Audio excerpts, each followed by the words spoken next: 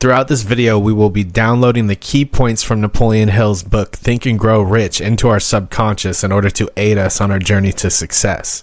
Written in 1937, after 25 years of research on some of the most economically successful individuals, Think and Grow Rich is one of the universally recognized personal development masterpieces of all time. The book's philosophy centers around the idea that success in any endeavor can be reached through mental visualization and imagination put into action.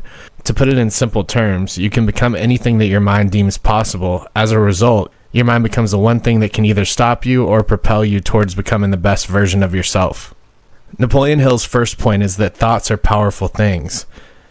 In the first paragraph, Hill argues that thinking is more conducive to success than any other feature, including money, education, and specific knowledge about something. The man that thinks he can accomplish something is already a step forward towards the finish line. But thinking in itself might be too general of a term. That's why Hill translates thinking as a mixture of initiative, faith, willingness to win, and resilience. Failure is also taken into consideration, being considered a necessary part of the learning process, but it gets us closer to the end goal only if we take it the right way and decide to persist nonetheless. There is also another prerequisite that must be bared in mind. We must be clear about the goal that we want to achieve. George Harrison once said, "If you don't know where you're going, any road will take you there." We must take the time and energy to be specific about our desires in order to gain clarity on what it will take to see them to fruition. Napoleon Hill's first element of the success equation is desire. How bad do you want it? Of course, all of us have different goals and dreams for ourselves, but have you ever asked yourself this question? It is only when we really, really want something that we will do whatever is necessary to achieve it. Therefore, in a hypothetical overall scheme, desire is one stage that links thoughts and actions together. Thoughts lead to commitment, and commitment leads to action. Remember that the Wright brothers imagined a machine that could fly through the air. Henry Ford envisioned a carriage without horses. These people had two things in common. First, they were resilient enough to overcome other people's critiques and repeated failures in their attempts. Second, they had a vision that was clear enough that belief, in combination with a burning desire, inevitably led them to success. It is only when you completely burn all the bridges that are holding you to the past and start thinking in a different way that you can win in life. You can have either excuses or results, not both. This brings us to Napoleon Hill's second element of success, faith. Faith, in Hill's words, means convincing yourself that your goal is achievable. Faith can be trained and improved through self-suggestion. If you believe in something or have a specific end in mind, practice convincing your mind of the opportunity to realize that goal. After a while, your mind will start to subconsciously act on behalf of your belief system. In a nutshell, you become what you think about. Purposely avoid negative emotions and focus all of your energy on positivity. This world is now more abundant than ever, and we have no excuses for not realizing our fullest potential. Hill also mentions the importance of writing your goals down, repeating them day in and day out for 30 minutes a day, and promising yourself that you'll be relentless in their pursuit. Actually, he suggests a detailed process for injecting both ambition and faith into your goals. This process includes going into a tranquil place where you know you won't be disturbed. Close your eyes and repeat out loud your affirmations. Repeat the affirmations every day and night. Put a copy of your affirmations in a place where you can see them every day and read them both before you go to bed and when you wake up. Half-heartedly repeating your affirmations will not move the needle. Make sure that while you do repeat, you can feel the sense that your goals have already been accomplished. Stretch your imagination to the max and put your emotion into your thoughts. Napoleon Hill's next element of success is specialized knowledge. Hill proclaims that there's two types of knowledge. General knowledge, which is definitely more popular, especially among university professors. It is, though, not very useful for the accumulation of wealth. That's why professors, in most cases, are very intelligent, yet not particularly rich. Hill himself says that there's no such thing as knowledge as power. Rather, he calls it potential power. It becomes actual power only when intelligently directed through specific plans of action and well-defined purpose. If you're not specialized in your products, skills, or services, chances are you're never going to be wealthy, successful, or even happy in any endeavor. This type of knowledge can be acquired very easily through different sources, not only schools and universities, but also libraries, specialized courses, online materials. Even some form of cooperation with others represents a higher form of knowledge. Education does not stop on graduation day, and those who believe that are eternally condemned to mediocrity. Napoleon Hill's next element of success is imagination. If there's one quote that completely reflects the theory upon which this element is based, it would certainly be that of Albert Einstein's. Imagination is more important than knowledge. Knowledge is limited. Imagination encircles the world. As men, we can translate thoughts into things. We can create anything that our mind conceives and deems possible. If not properly filtered and nurtured, our minds can be both a blessing and a curse, our greatest ally or our worst enemy. If properly directed, our mind can function as a catalyst for progress and development. Hill states that imagination can take the shape of synthetic imagination. Through synthetic imagination, our mind works mostly through our past experiences, successes, failures, and the like. Its job is limited to finding new combinations of past material. Creative imagination, on the other hand, is the form of imagination in which impressions and inspiration take place, and it works only when our mind vibrates on a higher rhythm. Creative imagination can be stimulated by a strong desire and a clear and well-concocted plan. When we think about the future in terms of opportunities, we discover a source of inner energy that will almost instantly make us more prone to work the plan and stick with it through to the end. Ideas can be turned into wealth pretty easily if accompanied by great strategies and rigorous organized plans. Are you a decision maker or a procrastinator? Procrastination is probably one of the main reasons most people aren't satisfied with their lives. Procrastination means giving up on yourself. It means paying too much attention to others' opinions about you and the possibilities in your life. What do you want your life to look like? Draw your ideal life on a piece of paper, and after comparing the potential life with your current one, identify what is currently lacking, be it more resources, more positive associations, or more powerful routines and habits. Spend the rest of your natural life waking up and going after your goals. It's important to listen to everybody's opinion.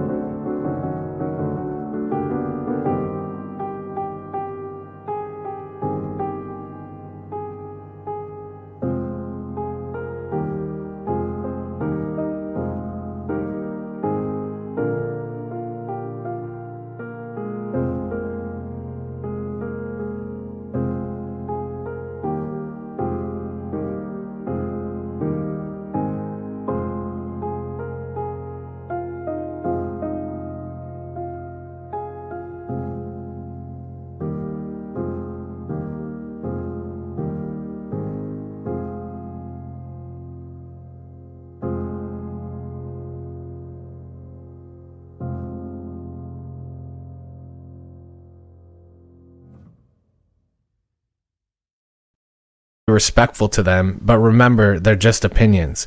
Take them with a grain of salt. Smile, thank the people who express them, and continue your path regardless. Make sure you stick by your decisions and adjust accordingly. Napoleon Hill's next element of success is the mastermind alliance. So you have vision, desire, faith, knowledge, and imagination. What's next? At this point, it's pivotal that you surround yourself with like-minded people whom you know you can trust on an intellectual level and that can give you noteworthy insights and sparks which you can draw inspiration from. The combined effort of multiple high-performing minds is what allows new ventures and once-upon-a-time garage businesses to thrive and become established realities in today's world. Hill says that once two or more minds get together, a third more powerful mind is created, one that can push itself way further than any individual could do on their own. You should assess your strengths before creating or thinking about creating a mastermind alliance. What could you bring to the table? Do you have the knowledge, influence, or resources to accomplish the end goal? If not, make sure you put yourself in a position where you can actually make your contribution to the cause. Remember that a mastermind alliance is not about completely outsourcing your idea, waiting for its resolution, and taking credit if it succeeds. You have to do the grueling, arduous work, which includes assuming responsibilities for yours and your team's efforts. Napoleon Hill.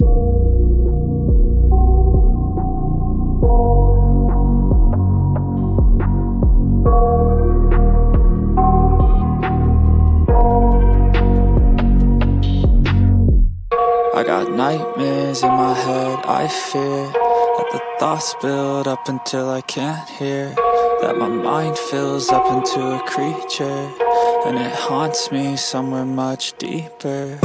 Anxiety, filling up every space, no privacy. And silently, it could build and build until you finally see, whoa, it's taking over, damn no closure, moving closer. No exposure, I just wanna be a loner. Some can't stay sober, looking over all their shoulders, like moving boulders just to get out of the home. It sucks, I've had enough, I don't wanna feel the stuck under the rug, all my problems that I shove. I got nightmares in my head, I fear that the thoughts build up until I can't hear, that my mind fills up into a creature, and it haunts me somewhere much deeper.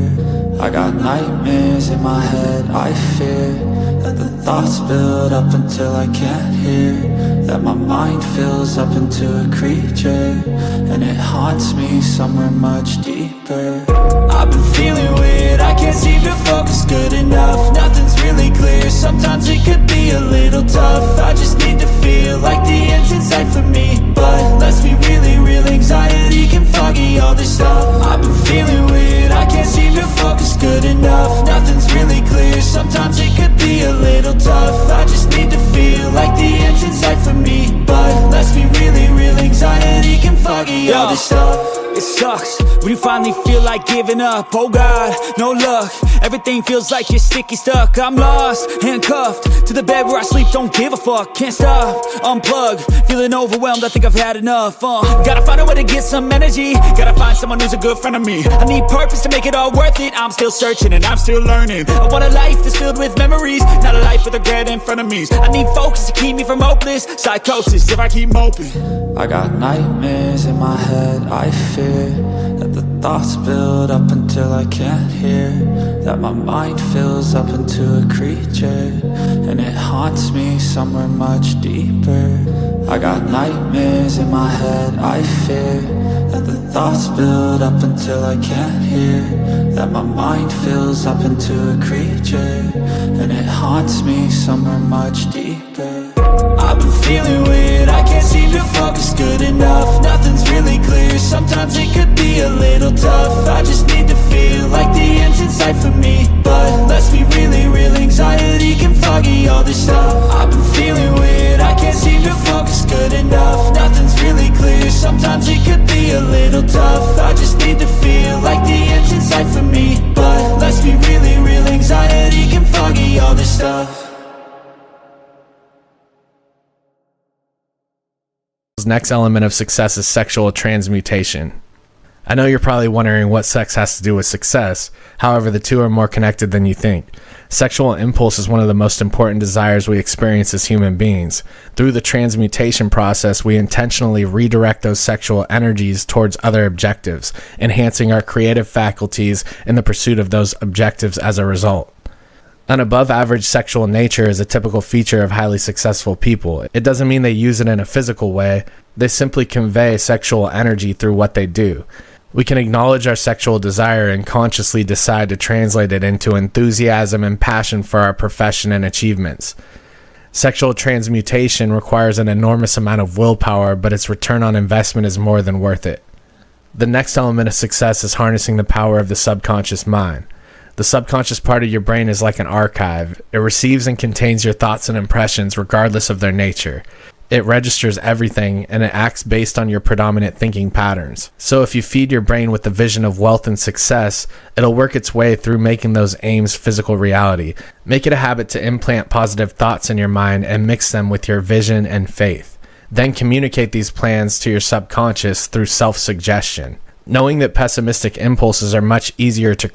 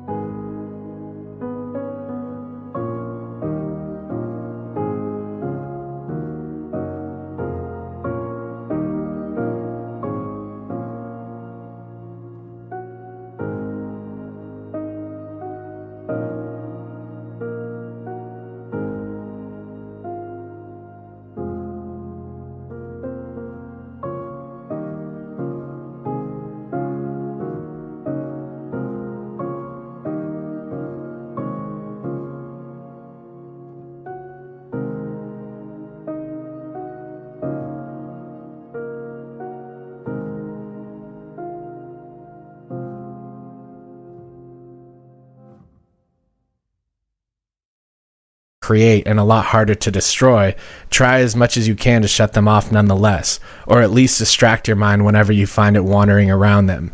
Again, don't expect it to be easy. If you grew up in the same setting the vast majority of the current human population did, chances are you've been brainwashed for years with a lot of false beliefs such as money is evil, the economy is worsening, having goals is egotistic, and the likes. Understand that people who talk this way never experience a meaningful life and a rich existence. They probably never will. Do yourself a favor and shield your mind from them. Protect your spirit from contamination at all costs. The next element of success is how we react to fear. Fear is one of the toughest opponents on the road to financial, mental, and spiritual success. Fear stops a lot of people from becoming their best selves, and it will try to stop you too if you let it. Fear has many facets. Hill traced a list of the 7 of which he considers the worst ones. 1 is fear of poverty. Poverty and wealth can't coexist. So if your desire is that of becoming wealthy or even financially stable, decide how much riches you'd like to accumulate and make it a point to completely refuse poverty in your mind. Fear number 2 is fear of criticism. History conditioned us to turn our nose up at criticism. In the past, any opposing views were casted as inappropriate, and the one who expressed it was highly likely to be killed.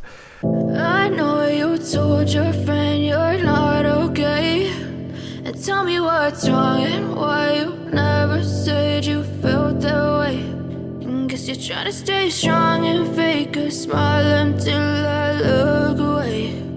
But I've known you too long, it hurts to watch your blue eyes fade to gray as you fade away, as you fade away.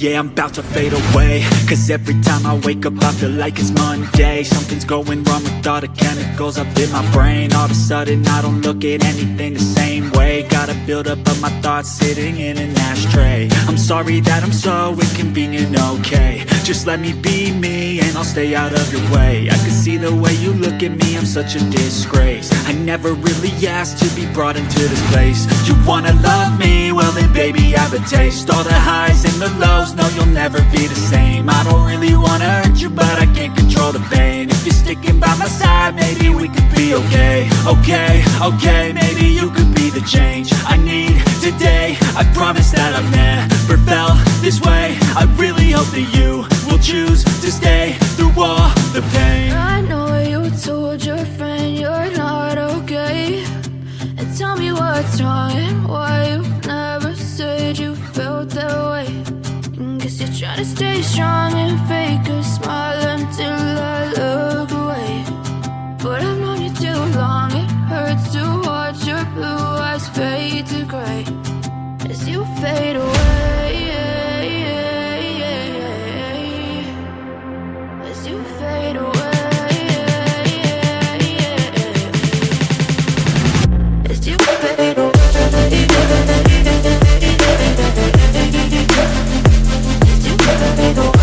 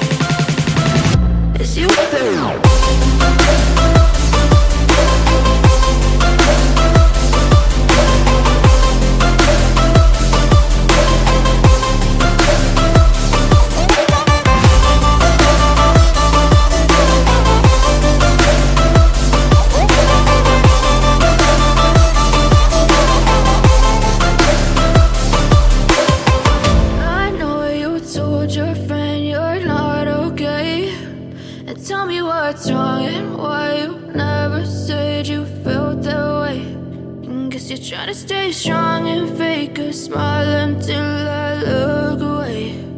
But I've known you too long, it hurts to watch your blue eyes fade to gray.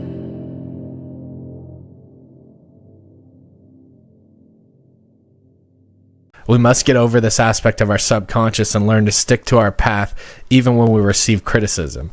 We can even take criticism and use it to our own advantage. Fear number 3 is our fear of ill health. This fear stems from 2 sources. The first one is represented by the opinion of those negative people that surround your life. It seems like they enjoy being cynical and pessimistic just as much as they hate living life to the fullest, and this spread of negativity sooner or later will affect you and your thought patterns, making you increasingly likely to constantly overthink about negative outcomes in your own existence. The second source is embodied by self-preservation. With the media constantly pushing images of every negative circumstance that can possibly happen to us, it is hard to break free of worry. We must be able to come to terms with death as a natural part of life. Fear number 4 is fear of losing loved ones. Fear of losing a loved one is one of the most common yet most terrifying for some feelings that can be experienced. It stems from personal past experiences. We must do our best to cherish each moment we spend with our loved ones and make the most of our time with them. Fear number 5, fear of old age. Less sexual attraction, more likelihood of getting ill, less mobility and strength. These are all natural consequences of old age. Instead, we must reframe our elderly years as a chance to gather more acuity and life experiences. Some of us refuse to acknowledge the positive side of aging.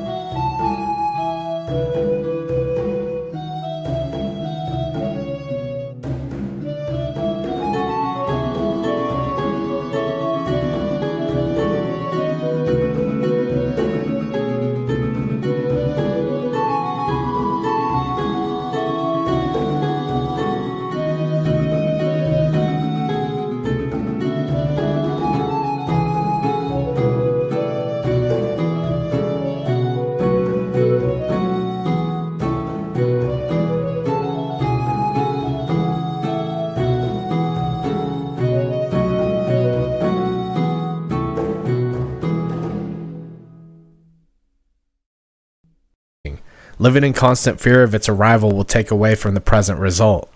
Just like birth and growth, aging is part of life, and it is something that we're all going to go through. If you're already in that stage, take it as a chance to be a fantastic parent, grandparent, or just a beautiful human being, spreading your wisdom and knowledge with those you care about most. The last one, and one of the most dreaded, is the fear of death, which is related with the fear of the unknown. What does death mean? Where am I going to end up? Will there be any heaven or hell? These are all legitimate questions, but we can't and will never know the answers. Death is a mysterious, unpredictable event, and unpredictability scares us. At the same time, though, being afraid of death is useless. Death is necessary, and like aging, no one ever escapes from it. Maybe it's not even as bad as many people make you believe. Maybe it's just a transition, and maybe that transition is towards something better. Who knows? Learning to handle our fears will help us live a more fulfilling life, as well as help us filter through our thoughts. The less time we spend dwelling on our fears, the more time we can spend on building our better future. That concludes our simplified version of Napoleon Hill's teaching from Think and Grow Rich. I hope it was easy to digest, and I hope you guys can easily implement this into your lives. If you like this kind of simplified knowledge, please subscribe to the channel. I appreciate you guys so much, and I'll see you on the next one.